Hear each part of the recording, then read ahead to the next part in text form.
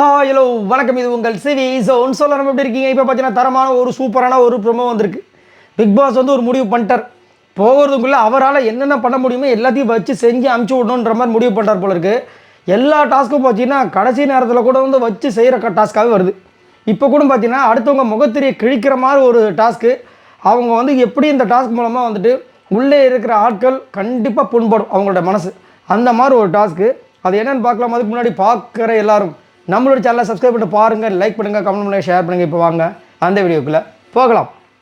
சூப்பரான ஒரு டாஸ்க்கு சபரிதான் படிக்கிறார். என்னென்னா, எந்த ஒரு பர்சன் கிட்ட நான் வெளியே போனாலும் சரி கான்டாக்டை வச்சுக்க மாட்டேன் அப்படின்னு நீங்கள் யாரை சொல்வீங்க அப்படின்போது ஃபஸ்ட்டு வந்து விக்ரம் வந்துட்டு திவ்யா கூட தாங்க.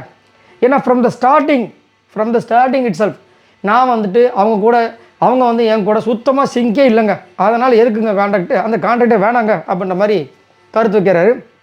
அடுத்து வந்து வியானா வந்து விக்ரம் மேலே வைக்கிறாங்க. பயங்கரமான ஸ்ட்ராங்கான இது வைக்கிறாங்க.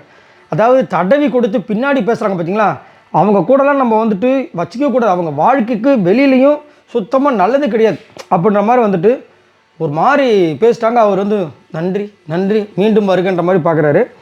அடுத்து வந்து திவ்யா வந்து போட்டு உடச்சிட்றாங்க.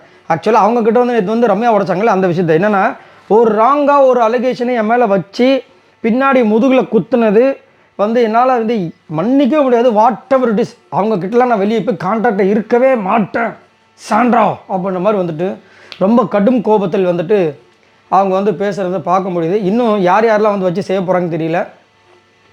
என்ன ஆச்சு பிக் பாஸ், நீங்களும் அப்போ வந்து டென்ஷனில் தான் இருக்கீங்களா அப்படின்ற மாதிரி இருந்துச்சு. அது மட்டும் இல்லாமல் இந்த வினோத் பண்ண வேலை இருக்குது பாருங்கள்.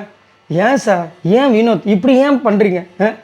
நானும் வந்து சரி 2 பேர் ஆல்ரெடி போயிட்டாங்க, அடுத்து 3வது ஆள் நம்மளுக்கு ஹோப் கொடுப்பாருன்னு நினச்சா இந்த சீசனில் இப்படி வந்துட்டு எல்லார் மனதையும் புண்படுத்திட்டீங்களே. நிறைய பேர் வந்துட்டு கவினுக்கு அடுத்தபடியாக வினோத் தான் நம்ம மனசை வந்து அடுத்தது காயப்படுத்தினாலும். ஏன்னா கவின் வந்துட்டு இந்த மாதிரி பெட்டி எடுக்கும்போது இதே மாதிரி தான் போச்சு. அதே மாதிரி இப்போ வந்துட்டு வினோத் பெட்டி எடுத்தது எல்லாருக்கும் ஒரு பயங்கரமான ஒரு கஷ்டமாக இருக்குது.